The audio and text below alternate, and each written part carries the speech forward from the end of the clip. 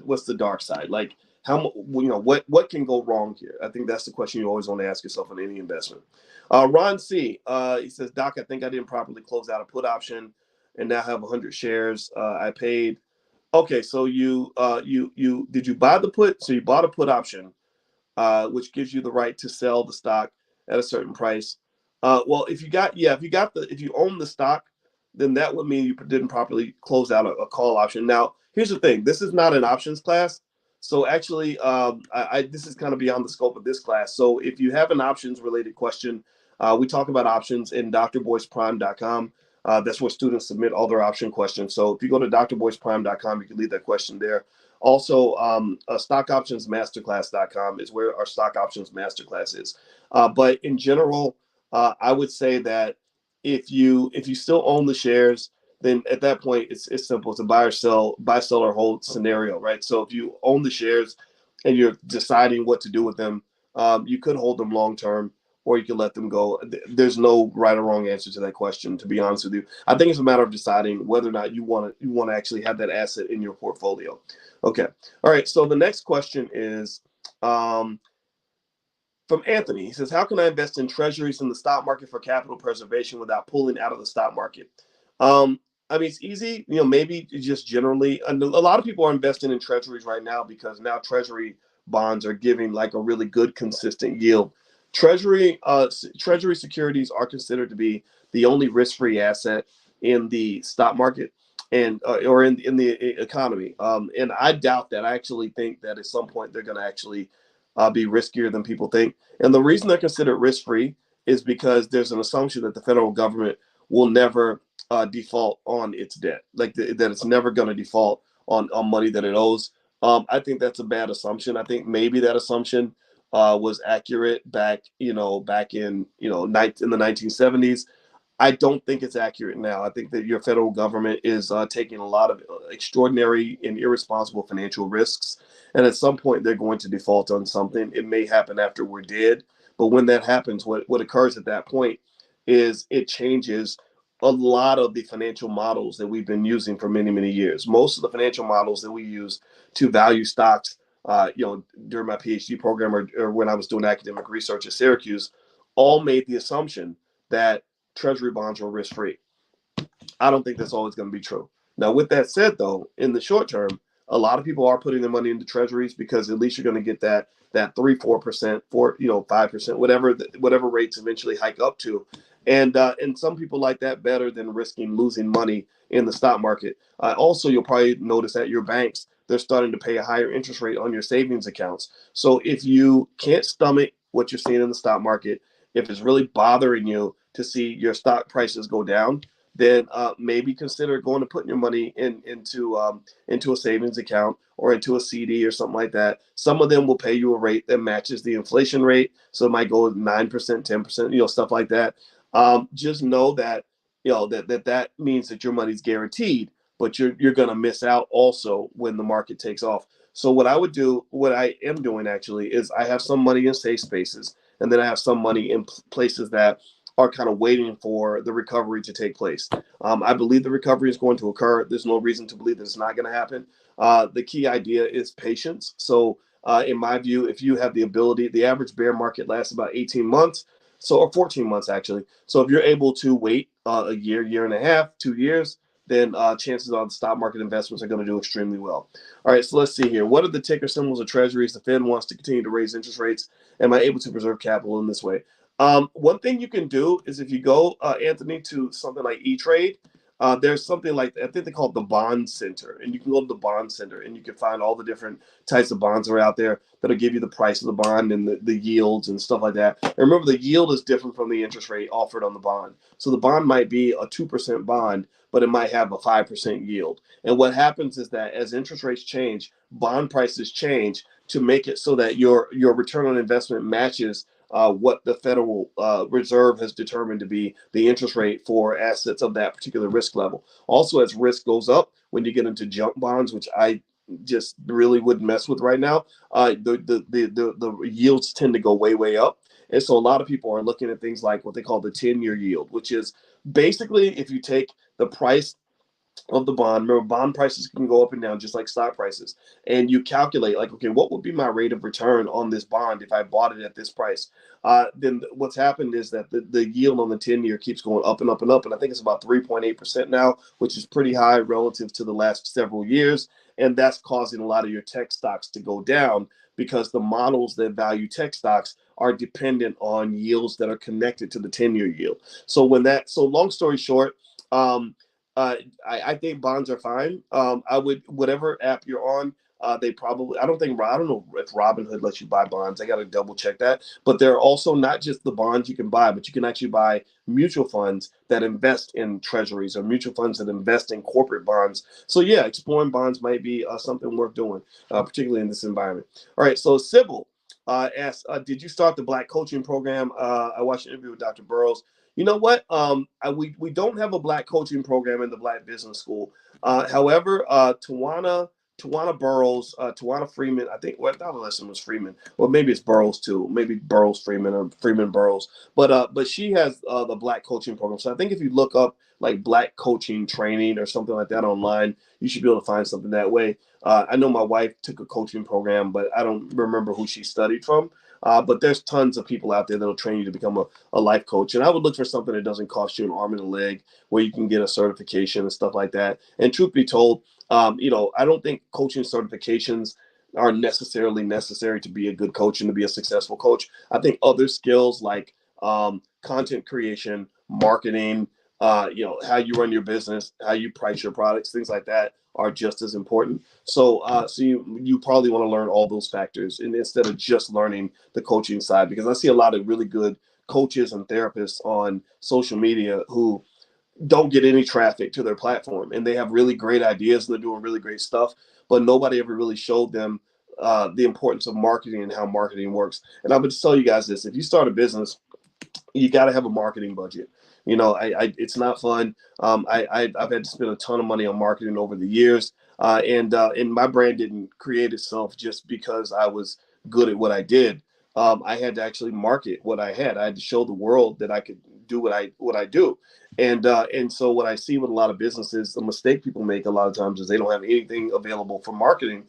So how are people going to know about your brand or your business if you don't market your business? Okay. So Lydia says, what's the difference between marketing and advertising? Gosh, that's a good question. I'm trying to remember the specific difference.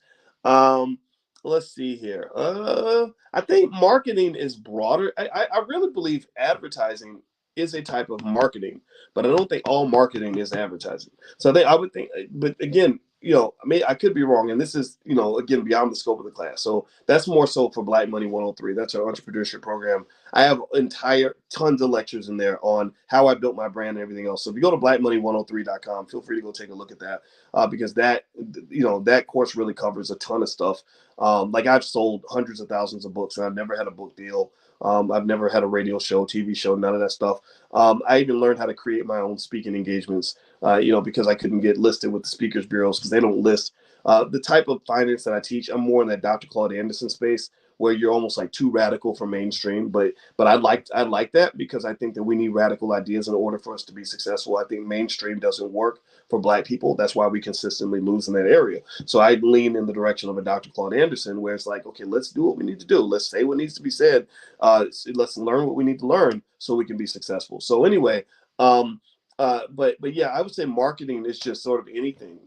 I think if you're talking to people and telling them, hey, this is my product, here's my elevator pitch, that's marketing. You're marketing yourself. The way you look, images you put up on social media, all this marketing. Whereas advertising, in my view, would be more contrived, where you're spending money to place ads in magazines and things like that. But all of those things are really important. And I'm telling you, it's very, very hard to build a business or a platform without consistent marketing. So that's just what it is. And by the way, we actually, on my podcast, we actually have advertising on there if you want to get some advertising. Just go to drboycefinance.com, drboycefinance.com, and I'll be happy to share my platform with you. All right, so let's see here. Let's see. Natasha says, what do you think is the safest platform to purchase Bitcoin and crypto? I think we talked about that earlier. I really do like Coinbase. I use Coinbase and Bittrex. I think Coinbase is pretty safe. I know people might disagree, but I've never had any problems with it. Now, the one issue with Coinbase is their fees are a little bit higher than some other places. So that is a truth. Where do you guys keep your crypto? Put something in the chat. Let me know. List some crypto options that you guys use. Because I don't think Coinbase and Bittrex would necessarily be defined as the best. Okay, Cash App, Carolyn. Cash App is, you can buy crypto on Cash App, but I feel a little bit weird about Cash App. I use Cash App a lot, but I don't put the bulk of my money on Cash App because I just feel like I've seen glitches that just I didn't like. Crypto.com, yeah, at least I think that's a good one. Crypto.com, at least they advertise a lot. And by the way, did you guys see there's a crypto billionaire that's like wanted by Interpol, and he's wanted in 195 countries right now. And he created these stable coins called Terra and Luna. And this guy, when the stable coins, see the thing with the stable coins was they were kind of like the security for your crypto investments. It's almost like if you go to a club and there are bouncers at the club that are supposed to keep the club secure, and then something really happens and a bunch of people get killed because the security runs away when the bad guys come. That's kind of what happened with this guy's company and with the stable coins he created. So he created these stable coins called Terra and Luna. And what they promised was they said, look, these coins are not going to go down in value very much. They're connected to the dollar. They're going to be fine. So don't worry. You can keep your money in a stable coin as opposed to keeping it in actual cash, because these coins are you can easily convert them to a crypto, while at the same time they're going to remain very stable. It's just like cash, just as good as cash. That was not true, and the system hadn't been tested. So when the rubber hit the road and you really found out what this stable coin was made of, these stable coins actually just plummeted to almost nothing. So $60 billion was lost. As Mike Tyson used to say, everybody's got a plan until they get punched in the mouth. So when these cryptos got punched in the mouth, so to speak, they deflated in value. They folded. They folded like a $2 bill, and now this guy he's wanted in 195 countries, and he's probably going to go to prison for a very long time. Because what tends to happen is that whenever there's an economic meltdown, there are regulators who go through the carnage with a fine-tooth comb. This is true in a couple ways. And now I'm thinking about it. Think of a financial meltdown as like a tornado, right? So remember, let's say there's a tornado and it tears up the whole city. Everything's like torn to pieces. All the buildings are crumbled down. Everybody's stuff is everywhere, right? So you have different kinds of people that will come through the tornado, right? So you'll have the rescue team that might come in and try to find dead bodies or living bodies and help people get out of the rubble. You'll have the people the opportunists who might come in and pick through the rubble and try to find some good stuff. They say, oh, there's a Walmart that got blown down with a tornado. I'm going to go to Walmart and get me some stuff. I'm going to do a little looting today. Then you might have, I don't know, some police or regulators that might go through and eventually look at the structure of the different buildings where people were killed. And they might say, well, the reason this building fell down was because you violated building code 8654326, right? And then you have the rebuilders. You have the people that come in and do the long-term work to build the community back up. I know a brother. This is a black man who runs a company. He's a young guy. This is the kind of stuff you need your sons and daughters to get put on. My brother told me about him. He's in this group called Techstars. So this young brother runs a company where he loans money to construction companies that rebuild buildings during disasters. So the construction companies have cash flow problems. This is the key in business. You solve a problem. They have a cash flow problem. They say, look, we got to do all this work, but the insurance company is not going to pay us for 6 months. So his company comes along and loans them an amount of money that's pretty close to what the insurance company is going to pay them with a discount for interest. And so he charges about 5% per month in interest. So as a result of running this company, he's on his way to becoming a billionaire. He's going to be a billionaire probably in the next 2 to 3 years because he makes literally $10-20 million a month loaning money to construction companies that go and rebuild during disasters.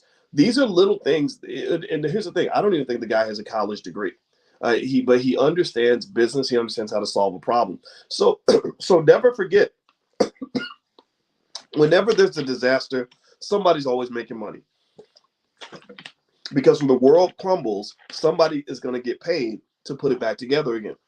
So where was I going with this analogy? Well, in this financial disaster, that's what you have. You had the opportunists who are picking through the rubble, and they're buying underpriced stocks and underpriced assets. Sam Bankman-Fried in the crypto space probably made about $2 billion worth of corporate acquisitions, and he probably got them for about $200 million.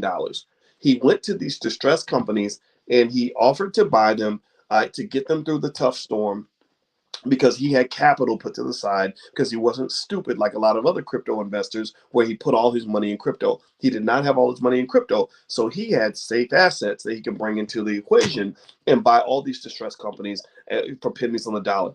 For you and I, maybe it means during the rubble, when the rubble's out there, we're picking through and buying these different stocks that we can buy. We're like, oh, wait a minute.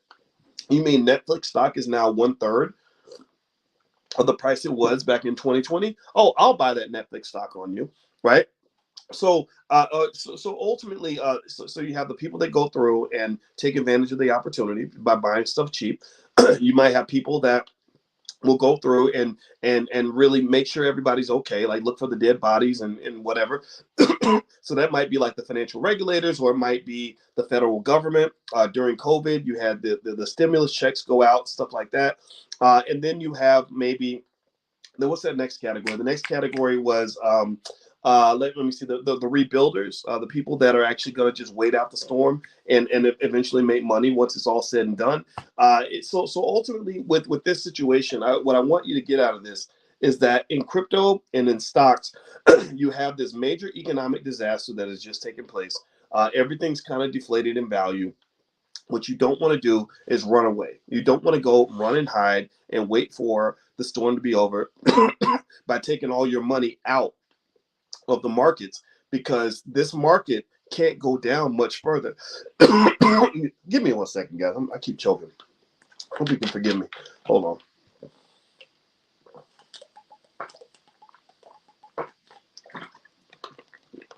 You won't believe what happened. I think I actually literally swallowed a gnat.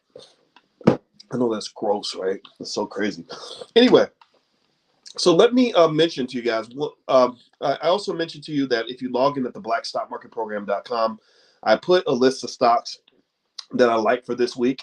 The stock that is probably my favorite for this week is Petco, and the ticker symbol is WOOF, WOOF, WOOF, WOOF. But there's about 4 other stocks. I invested, I think, in almost all of them. I think maybe out of 5 of them, I invested in 4. The 5th one I would have invested in if I just had more money to invest. I deploy all my free change, all my extra money. I'm absolutely an investaholic, and I, whenever I get extra money, I don't buy shoes, I don't buy clothes, I buy stock. I want to own as much of anything as I possibly can, and that's, I think, a good mindset to have if you want to build your wealth as an investor. All right, so let me see here. Did I get every question? Okay, let's see. Okay, so Jabbar is asking about copper stocks. What do I think about Southern Copper, or do I just go with the copper ETF, Global X Copper Miners Fund? I would go with the Copper Miners Fund. The ETF to me is better because it allows your money to be diversified. I think that when you pick an industry that you know is going to do well, you want to be careful about trying to pick which companies are going to survive and which ones aren't. But if you invest in an ETF or a mutual fund, you're getting a piece of everything. Sybil says, I'd like to get training so I can become a life coach. What would you recommend? Okay, so Sybil, so we talked about life coaching a little bit earlier. So you can refer to the previous answer on that. Again, if you do a Google search, there's plenty of life coach training programs out there that you can find that will be helpful to you. Let's see here. Are you able to purchase A, B, and C day passes for Saturday if you are in the local area? We do not have day passes for the All Black National Convention, but let me see here. I think there's a discount code I can offer you guys. If you go to allblacknationalconvention.com, I believe if you use the code, you can use the book club code. Use the code word book club, all one word. I think the B and the C are capitalized. That'll give you a discount on passes for the convention. The convention is October 28th through the 30th in Charlotte, North Carolina. Basically, the focus is on sort of restoring our communities, restoring our families, building wealth, connecting. We really love the idea of connecting with other like-minded people, and also it's some of our special guests are guys like Larry Miller, who is the chairman of the board at the Air Jordan brand. I'm going to do a fireside chat with him to kind of get insights into how he turned Michael Jordan's company into the behemoth that it is right now. Another one is a conversation with a billionaire, Mike Roberts. He's going to be there. He and his brother own a lot of hotels across this country. These are the people that our kids should know about, not rappers and athletes and all that. They're not the best role models in some cases, whereas these individuals are doing great things. Linda Clemens is coming in to speak about body language. She does a great presentation on how your body language can shape your ability to get a job, or to give a speech, or to communicate an idea. Even on a date, your body language matters. And speaking of that, we'll do other fun things, like Alicia's doing her speed dating again this year.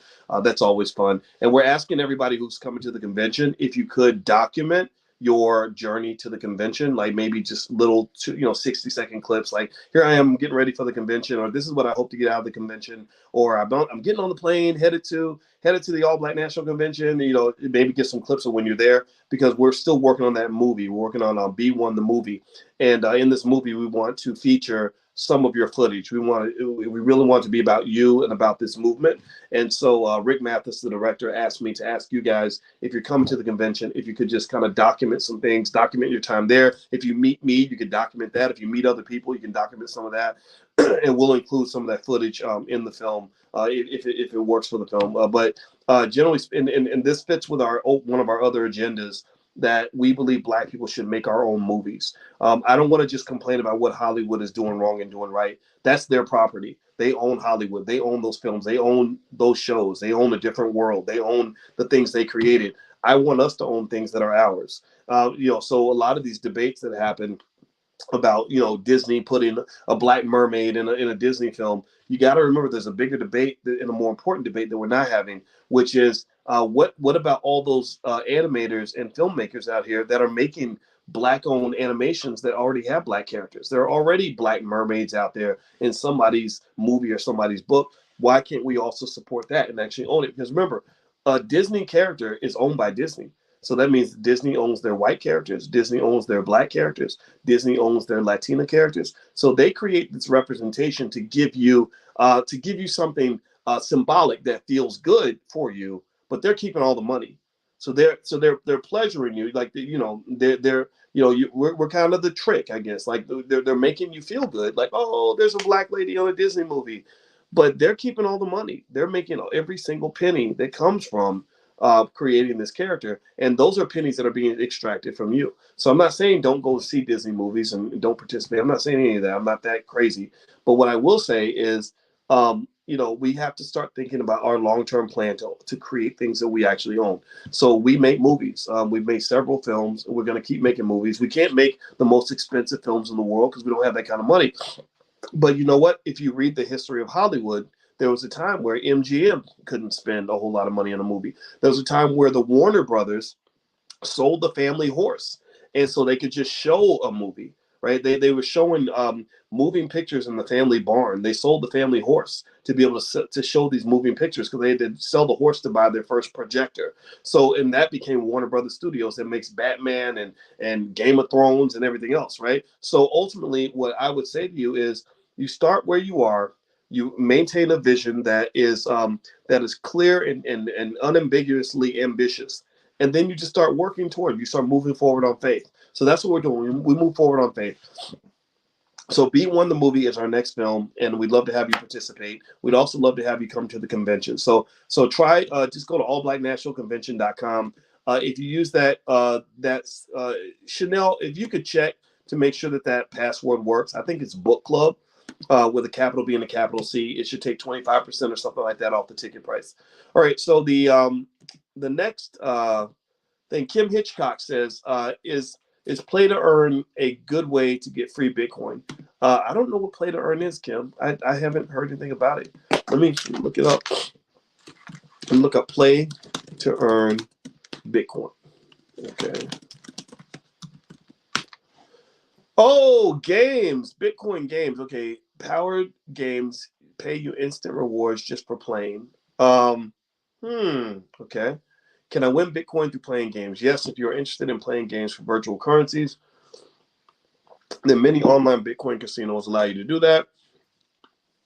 Okay, so it looks like you have to probably pay regular money to do this, but I mean, sure, if you like games and stuff and it doesn't cost you too much, why not give it a try? Next question is Anya. Anya says, "What are your thoughts about investing on the public app? Would you recommend it?" I don't know anything about the public app. If you log in at the blackstockmarketprogram.com and leave your question for me next week, I will be more than happy to look into it. I have never heard of the public app. Public.com. Okay, it looks like the social investing app. Buy any stock of any amount. I mean, it looks somewhat legitimate. It looks like you can invest in stocks, cryptos, and more. Okay. Um, okay, I mean, it doesn't look bad. I would look at some of the reviews, of course, but I wouldn't. Um, it looks like it has over 1 million users.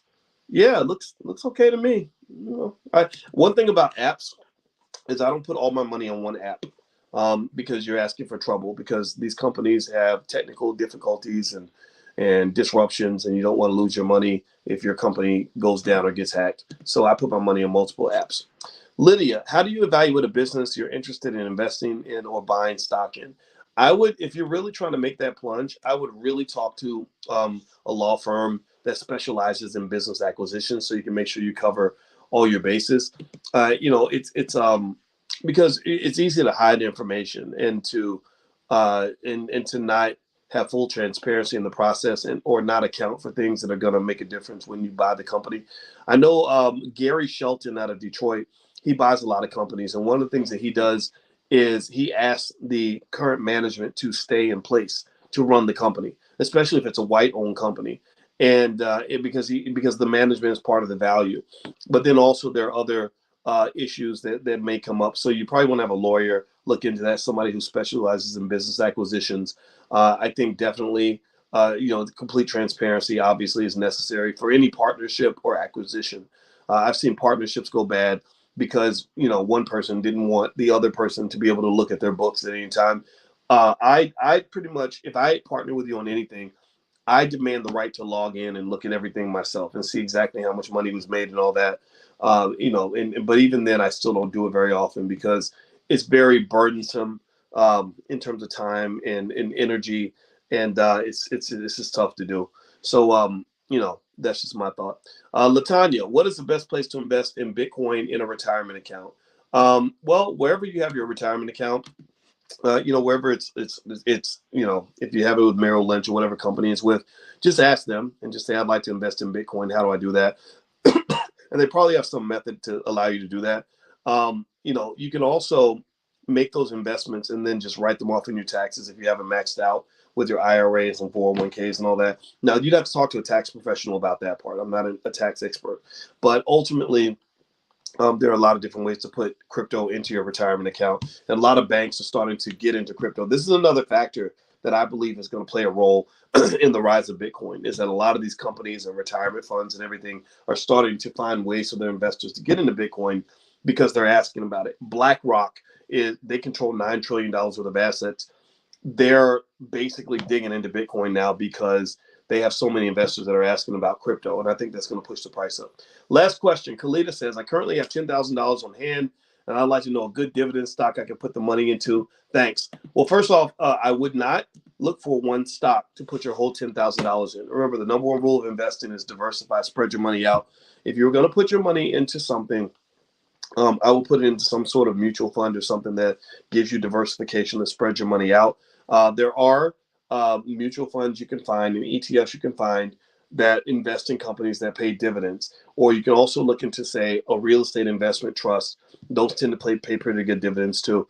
I would not put all my money in one company ever because that's a good way to lose it all. So what you might do is go into, if you ask me again, if you log in at the blackstockmarketprogram.com, leave your question for me. I can find some for you. But if not, you can go through your app and search for mutual funds that pay dividends, and I think even in Stash they have a category of different stocks that all pay high dividends, and you can invest in them as a collective, as a fund. That might be a good way to go. Okay. All right. So I hope you guys have a good day. And actually, dividend paying stocks are actually good stocks to invest in during times like now, because you're not getting your capital gains. Remember, a couple ways to make money on the stock. There are many ways, but a couple are to make money if the stock price goes up. Well, right now, stock prices aren't really going up like they used to. So the other way to make money is dividends. The companies just pay you, directly, and they give you a percentage of the stock price. Companies work really hard to maintain their dividend yield, because when they drop their dividend yield, meaning when they drop the amount of the dividend, it causes the stock price to crash. So they say we must protect the dividend yield at all costs, even if we have to borrow to maintain that dividend yield. Well, that's guaranteed consistent income. So dividend yield is a good way to protect your portfolio, protect your assets, even in a bad environment. So right now, a lot of people are investing in stocks that are making a profit and are paying dividends. I tend to have stocks in different portfolios. So I've got my super long-term portfolio that I don't touch at all. That's my money for when I get old. Then I have my medium-term portfolio, which are stocks that I plan to own for the next 3 to 5 years. And I have those assets available in case I want to make a move. If I want to invest in a business, or I want to go buy some real estate eventually. For example, my wife and I are going to buy a yacht, and but we're not going to just live on a yacht. We're not trying to just waste money like that. We're going to rent the yacht out. We're going to charter the yacht for most of the year, but then have it available, whenever we want to use it. And if you charter it out, it's like rental property, right? It'll pay for itself. So ultimately, you want to buy into properties that will give you income, not just properties that you're just holding and just sitting there looking at. You want to actually have something where it's paying for itself. If it's paying for itself, then you can afford a lot of stuff that you might not normally be able to afford. So while I don't want to go and waste the amount of money it would cost to buy a decent yacht, it's very easy to buy one if you are sure that you can rent it out during the time that you're not using it. And those rental fees will pay for whatever the mortgage is, or whatever the debt is that you had to take out to get that thing. We're going to call it the Bolisha, by the way. Her name is Alicia, and my name is Boyce. So we're going to mix our names. I'm going to call it the Bolisha. So maybe I'll invite you guys on there or something like that. But anyway, the last thing I would say is, the last portfolio I have is my income portfolio. That's where I buy my stocks, where I sell the options on those stocks. And that's, if you're in the Prime program, drboyceprime.com, if you want to go take a look.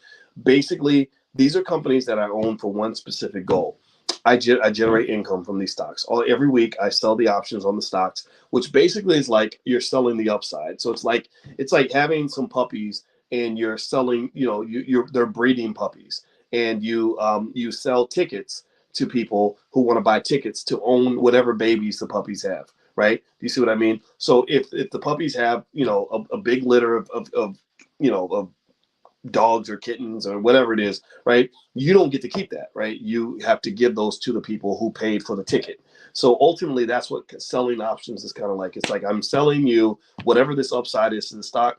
I don't even need that. I just want to own the stock so I can keep selling the upside. And I do that every single week, and I generate income that way. So if you want to learn how to do that, and I share the whole list with the students, stuff like that, just go log in at drboyceprime.com. PRIME. It stands for Passive Recurring Income Machine. Passive means that you're not working for the income. So, you want to eventually get your wealth to the point where you're making money without working. That's extremely important. You don't want to work for the rest of your life. You don't want to work yourself into a grave.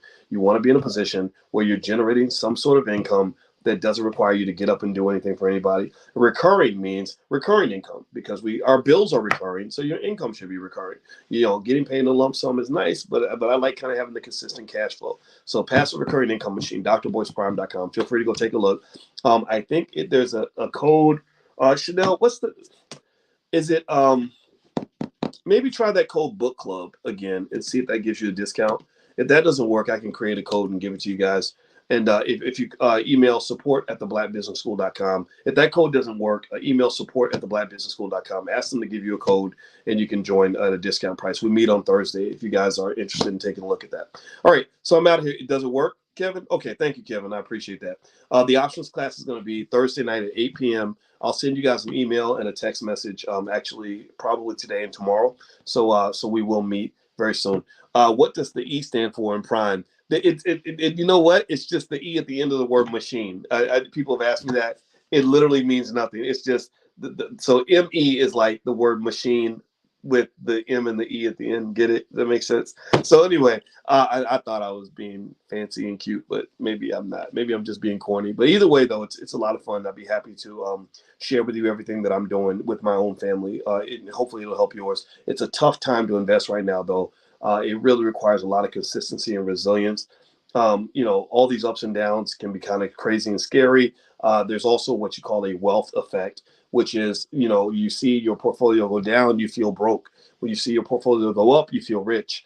And I want to help you work through some of that, because all that's really, to some extent, a figment of your imagination, because a lot of these losses are unrealized losses. If you're not selling the assets, then who cares if it went up or down by 10% that day? It doesn't make a big difference in your day-to-day life. Not to say it doesn't matter. It does matter. But this too shall pass. It's temporary. It's like when I was 18 and my girlfriend dumped me, my first girlfriend. I really loved her. It happened to me. Not that it's TMI, but she was the mother of my daughter. And I love this girl. I'm kidding. I thought God only invented one set of female body parts and gave them to her. Like, I love this girl to death.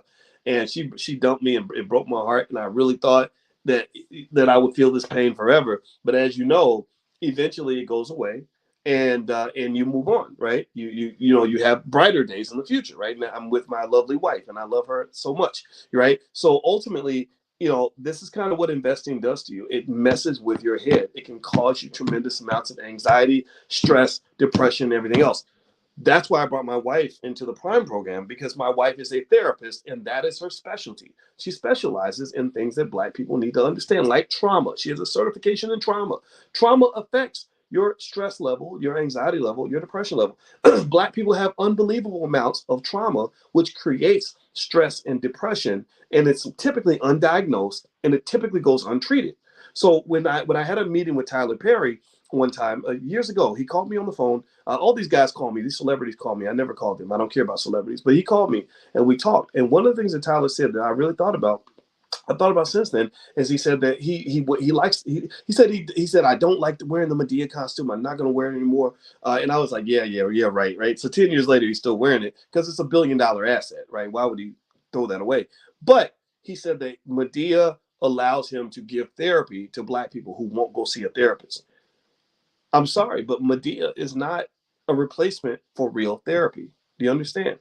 Medea is not a replacement for therapy. So ultimately, um, you know, that sort of healing, that sort of ability to kind of reframe things, it applies deeply to your economic situation, because economics is the number one stressor, both on an individual level and also in family relationships and family dynamics.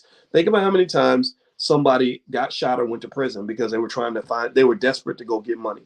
Think about how many times somebody married somebody they didn't even like that much, or dated somebody or slept with somebody just because they were desperate for money. So ultimately, I brought my wife in to do financial therapy. This is something we do in the Black Business School. I haven't seen anywhere else. And she does it every 2 Sundays, and she does it for free for the students that are in the Prime program. So, this is another little benefit of being in that program that you may want to take a look at. I encourage you to take advantage of it, because I will go ahead and confess, like, I love therapists. I love my therapist, because what I find is that even when I feel relatively mentally healthy, there's always another level I'm trying to go to. There's always a better guy, a better man I'm trying to become.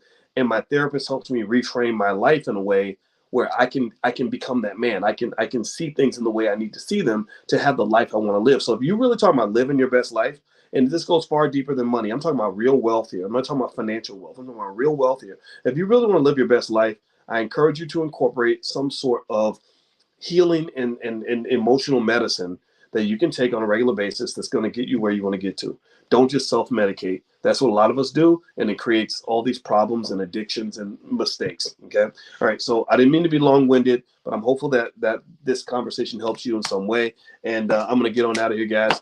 It was great talking to you this week. Next week, we'll meet again Tuesday morning. If you want a recording of this session or any of the other sessions that we've done, just go log in at theblackstockmarketprogram.com.